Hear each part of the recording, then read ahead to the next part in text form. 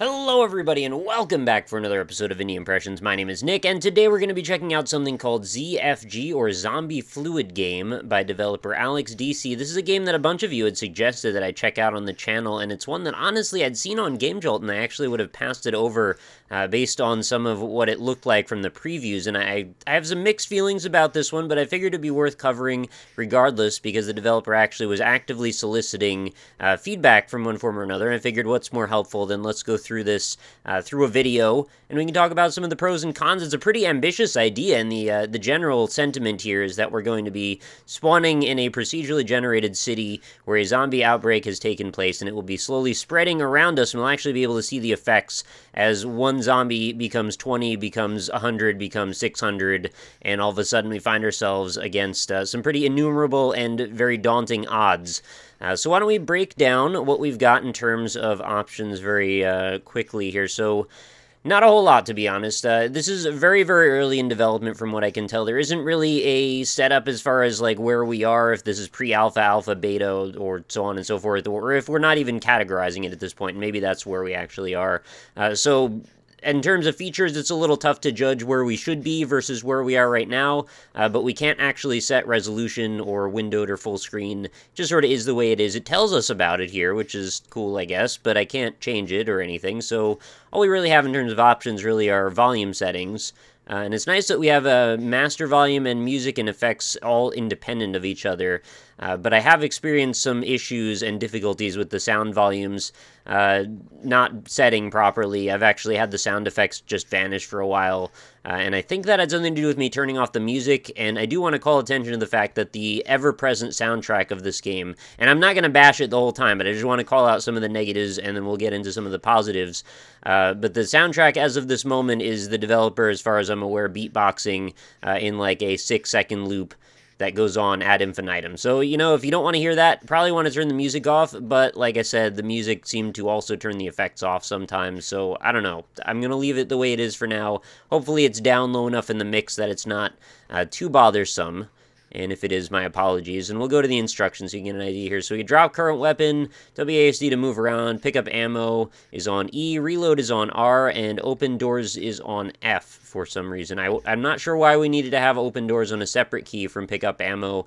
You know, generally the less keys we have to interact with things, the better in my opinion. So if we could have maybe moved open doors over to E, probably would have been for the best. Then we've got I for keys menu. So to open up, you know, like a help screen, and bag is on B.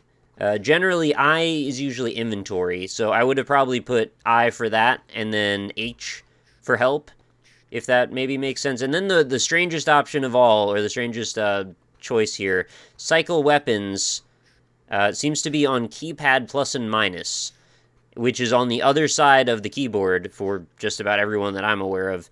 And then we've got, you know, the mouse, which is what we're going to be using to control our characters, actually functions a bit like a, sort of like a, you know, twin-stick shooter, only with a mouse and keyboard instead of using dual analog sticks. So to have one control like that be so far away from our hands is, I don't know, kind of strange in terms of choices. So we've got a bunch of options here. And in the README, the developer sort of asks us to come up with the best balance for what we can handle as far as our computer processor. So the size is really the main thing that we want to judge here. And I've come up with my best value seems to be around 28 to 35 or 36 or something like that. If I really want to task the system, I was able to take it up to like 55, 60, or I keep saying odd numbers, it only seems to go in even, but like 54 to 60, I guess. And that's in terms of a town outbreak. And there are actually a number of different modes here, and I'm not sure what all of them do just yet, but I did try Horde mode, and that seems to obviously make a large group of zombies that's going to chase you around. But the default setting, town, and breakout, I think is what we're going to go with. There's also random, fixed, and that's it. So yeah, I don't know what fixed does actually, but I should probably experiment with those options a little bit. So let's start it up after a rather lengthy beginning here. So it's going to give us that same tutorial information that we were just looking at a second ago, but now we are actually in the game. We've got a group of purple NPCs walking around, as well as a few zombies inside of this building. We're going to be doing their best to convert the denizens and citizens of our town to their own shambling kind. Now, the zombies seem to vary in terms of their abilities. Some of them seem to be a little bit more readily available to chase me down than others. Some seem to be pretty content with just bumbling around in a room, and others just seem to really want to just kind of stand there. I've seen a few that have just kind of not really done a whole lot. So we're going to make our way through a variety of different buildings looking for ammo and just trying to do what we can to get out of harm's way.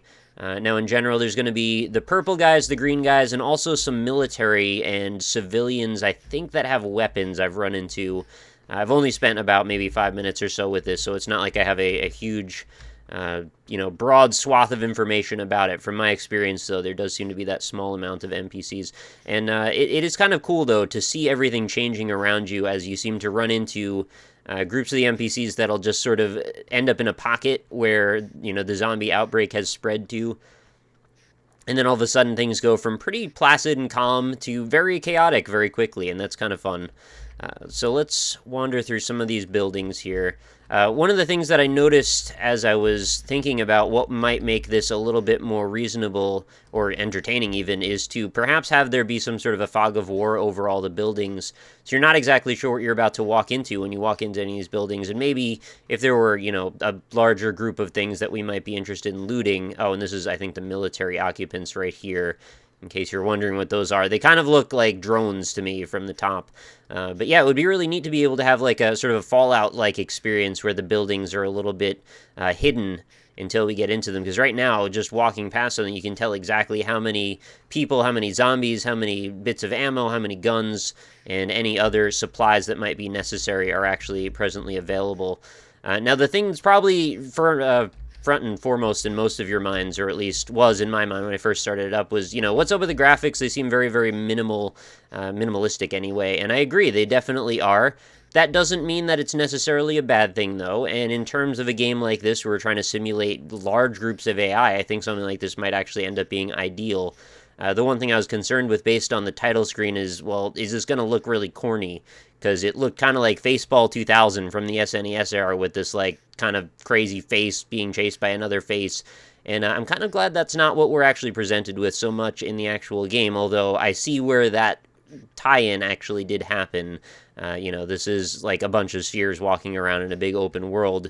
But, I'm glad that we didn't have to go so far as to have them be, like, gradiented 3D spheres in the actual game. The fact that they're actually just 2D sprites that rotate around. I feel like this is more like one of those graphical overlays that you see for a game like Dwarf Fortress, something that's inherently, like, ASCII-based or something like that. There's actually an ASCII-based DOS game called ZZT that I used to play a long time ago, and it actually ended up getting some things treatment style like that. And, there's worse things out there. The graphics aren't everything when they are functional, and I feel like in this case they do at least get the job done. And, you have a reasonably decent representation of what you're looking at. You can obviously tell we're walking through some streets. There's buildings with doors. We've got a parking lot over here full of dumpsters. There's wood panel floors in some of the buildings, and it doesn't have crazy 3D rendering or shading or anything like that, but you can tell where you're walking. And again, when we're more concerned with the idea behind the game, which is to simulate large groups of zombies, that's probably where the emphasis should be placed. And also, this is still very early in development, so I have no idea where we're actually meant to go with things. So that being said, we are at an impasse now because there seems to be not a whole lot going on zombie-wise. We've got a pretty reasonably large city, though, so I'm just going to continue walking around and hoping that maybe we'll run into something pretty interesting soon. But regardless, it does still give me the framework to talk about some of the other things that I wanted to mention. One of those being the controls, which are very awkward. I did mention already some of the issues that I was having with the way the keyboard is laid out. And that aside, there's even just some issues with the way that the controls inherently even work. So I want to go to this area right here so I can give you some north and south to kind of base things on. So we've got a situation where if we look around with our cursor here, our reticle, which is what's being controlled by our mouse, our character is going to point in the direction of that at all times. So this is how we're rotating. Then we've got WASD to move forward, back, left, and right, and we'll obviously be strafing in the direction toward the mouse cursor. Now, I guess maybe some people might not find this quite as disturbing, but it sort of feels a little bit like a Resident Evil 1 situation where we've got this really kind of cumbersome strafing problem, where if we hold D right now, which is going to strafe right, and I move the center point around, we're actually going to continue to strafe right against that center point. So what that means is as you start to rotate around the circle, all of a sudden, right becomes left and left becomes right as you're trying to move around. Now, it kind of makes sense, but it just, I don't know, it doesn't feel right to me. It feels kind of like a little confusing, and in the midst of a battle, that might end up being the type of thing that ends up getting you killed. Not that there seems to be a battle. I'm kind of wondering if maybe I killed patient 0, or, you know, patients 1 through 6, or however many it was, and now we just don't have any zombies left. So maybe I won this game, and we're maybe not going to find that out. Maybe I've saved all of civilization. Also, our default walk and run speeds are rather slow in my opinion, and I understand that maybe that's to counterbalance with the speed of the zombies and all of that, and there's also a lot of different opinions about how fast zombies should really move in fiction. In my opinion, I'm kind of a fan of the slow shambling horde. I think it kind of makes them a little bit more scary. Well, okay, there's also something to be said for the fast 28 days later style ones, but they pose a much different threat because obviously if you're going to run into a horde of sprinting zombies, you're not going to have a single chance. So in this case, the balancing seems to be for a slow group, but you're also very slow. And this is my default walk speed right now. But if I run, all right, I can kind of move a little bit, but I also can't fire my weapon, which is kind of a problem. Now, I understand if you want to balance things to make it so I can't be quite as accurate, but in this case, well, I can't fire at all. So if I'm trying to backpedal and run away from a horde, the zombies actually tend to be about equally as fast, if not slightly faster than you, even at run speed. And you also can't pick them off. So you're kind of just at a huge disadvantage there. And if you're being chased down, you don't have a lot of options other than try and duck into a building, maybe try and use the leverage of having the geometry mess with the zombies or something like that. And, you know, that in general is just not all that satisfying because you don't have a lot of great acrobatic options here. I'm also noticing the frame rate seems to be locked at 30, which, you know, for all intents and purposes is probably okay, but I kind of prefer 60 when possible. Things do seem to be slightly jaggy in terms of moving around. I'm not saying that they're really bad, and if I really wanted to task my system, I could obviously turn the size of my city up a whole bunch. But right now, you know, things are sort of locked at a speed that seems just a little bit crawly, and then when we've got these little bits of jagginess going on, it doesn't seem ideal. But maybe it's also to do with the constraint with the way that the AI is working too. Another issue that I've noticed is if you're trying to operate your firearms at, you know, a high speed while also fighting zombies, you don't have any loadout that tells you how many shots you've got left, and I just wanted to test if we actually would have them scatter, and they actually do, so that's good. I wasn't sure if they'd be afraid. So yeah, you can't tell how many shots you've got left before you need to reload, and when I was having issues with the sound effects not showing up, I had no idea if I was out of ammo. Sometimes I was just not firing for a while, and then I'd hit reload, and I'm like, alright, when can I fire again? So it's very important that the sound cues work properly, and, you know, I'm sure that the developer is readily working on all that stuff, so I'm not actually criticizing it. It's just one of those observations that I'd made while I was walking around. So you really don't get a good effect here when there's no zombies. I was hoping that we'd run into another little pocket of them that was spreading slowly from another point in the city. But it doesn't appear that that seems to be the case. So let's go to exit. We'll just start another same situation here and just see if maybe things will work out a little bit more interestingly. I probably should have done this a while ago already. So yeah, oh, wait a minute. I'm running drastically faster now. So maybe there's something to do with encumbrance going on. Maybe that's what's keeping me so slow. Alright, if that's that, then my fault. I didn't realize that I needed to be paying so much attention to my inventory readouts and stuff.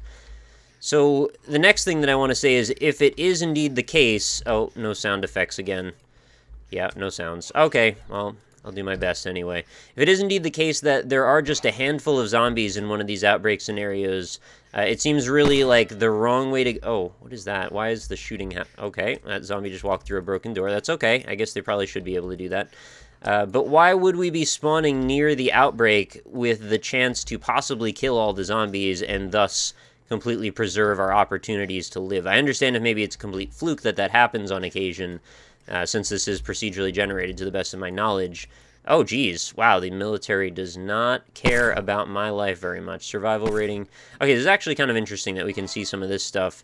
So, initial AI count, 6,914. End AI count, 6,901. Alright, so we actually did pretty well there. Zombies remaining, 1. So, like, 1 of them that I didn't kill in that initial building. And humans remaining, 6,900. Survival rating, 1%. So, 1% survival rating. That means, I'm thinking that's reverse what I meant. So, like, 1% death rating, actually. Because, what I can tell, I think 1 zombie is all we've got here, and that actually, numbers-wise, doesn't really add up. But I don't know. I don't actually know how a lot of these things are working, and I didn't mean to save that there. It is nice, though, that you can save and reload things if you want. Let's try a horde, just to see how that ends up working. So this is our horde. They are quite numerous, and we don't have sounds again, unfortunately.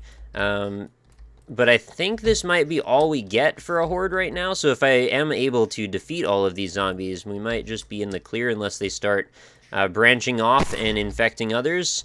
And in this case, they seem mostly just concerned with me. And, okay, so now that I have a super low loadout, my weight seems to be such that I can back away from these guys. So I was totally mistaken in saying that the move speed is totally broken. It's just based on what you're holding.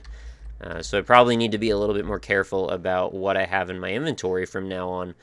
So, yeah, alright, so the horde is starting to splinter off. And I am out of weaponry, so I guess we'll head into one of these buildings and try and look for some stuff. I really wish, though, that there was more objective-wise to do, and maybe that's still to be implemented, and very likely it is, actually.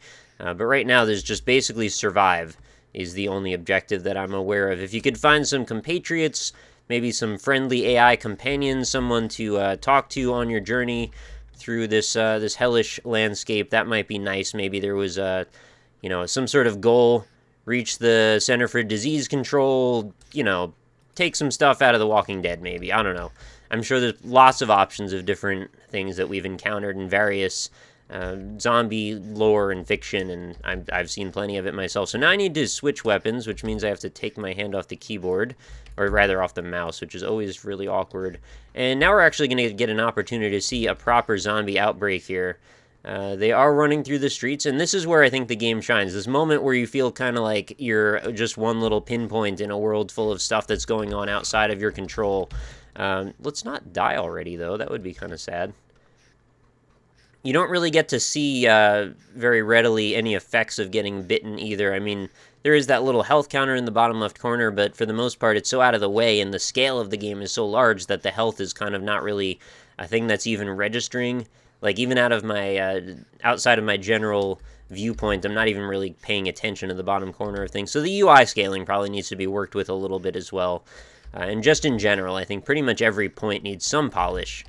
But that doesn't mean that there's not still some solid groundwork and infrastructure for something for, you know, a pretty cool concept to be developed upon even further from where we are right now. Because right now, there's not a whole lot to see or do yet. This is mostly we're just walking around. I'm getting some, you know, various shades of, like, a very early Project Zomboid or something, like a concept model of that. But I think this might actually go in a direction that Zomboid didn't even go, which, you know, I'd really like to see that outbreak moment happen in real time, and I think that's pretty cool. You can also shoot civilians by accident, and, well, too late, didn't get to save that one. Would be really neat, too, if they recognize when you save a civilian or someone around you, because it does happen pretty frequently that you'll run into people getting chased down, and there's not a whole lot you can really do about it most of the time, because as you can see, the odds are rather daunting. There's zombies in every direction, and surprisingly little gore as well. I mean, we've got these little blood spats around, but you don't really see the zombies just ripping people open or anything like that, which, for the sake of programming, I can imagine, well, if you're going for an art style that's more functional, I think that probably makes sense that we're not seeing that type of thing. But, you know, you could see the spheres start to split open and, like, ooze blood from behind them. I'm not really sure how much we can handle in terms of extra added resources, though. It seems like the AI seems to be using up most of the cycles, and I don't know if that's necessarily the wisest thing. Maybe that's going to have to get scaled back, and would also be really nice if the game could kind of do a quick benchmark and see what your CPU can handle, and then sort of adapt the game based on that. So that way we could maybe just hit, like, a recommended setting before we have to actually test things. But maybe that's also another thing that's still to come in a more finished version. So you can see the zombies are pretty much overrunning everyone right now, and I don't have a single chance, because I'm not even going to be able to go get any weaponry, because there's just zombies in all the buildings right now. You gonna stick with me, Purple Bro? No, probably not. I don't know where these gunshot sounds are coming from. I guess there's civilians shooting stuff, but the gunshots are, like, way louder than the music, and I thought I had them set to roughly the same strata in terms of, like, sound effects levels and music effect levels. Probably going after whatever that rifle is in there, but I don't think I'm going to, because now at this point, we're probably going to bring the episode to a close. So this is pretty much what we've got from ZFG at the moment. You can go ahead and download it right now if you'd like to go try it out. Experiment with some of the settings, see if you can break your computer with it. It's kind of entertaining, actually, to see how far you can push this before things break, and to just see, like, hundreds and hundreds and hundreds of zombies running around everywhere. It's sort of what I wanted out of Dead Rising, to be honest, so it's neat to see this happening at different scales, with different implications going on and all that. So go check out the game if you'd like. Link is in the description if you'd like to. I've also got plenty of other videos if you want to check out some of the other stuff in the description. Indie-impressions.com's got over 800 other episodes, in fact, that are all sorted and categorized, and you can go see what you can find over there. Something for pretty much everybody. And I'm trying to reload my weapon, and with no idea if I even have any more ammo, and there's no sound prompt, and also I'm running, so I can't fire my weapon. So yeah, pretty much dead, and that's okay. We had a good run anyway. So thank you, everybody, for watching. As always, that was another episode. Be sure to come back again tomorrow. New episodes go up every single day. If you enjoyed it, consider leaving a like on it, and I will see you back for another one tomorrow. So everybody, have a great night. I'll talk to you all later.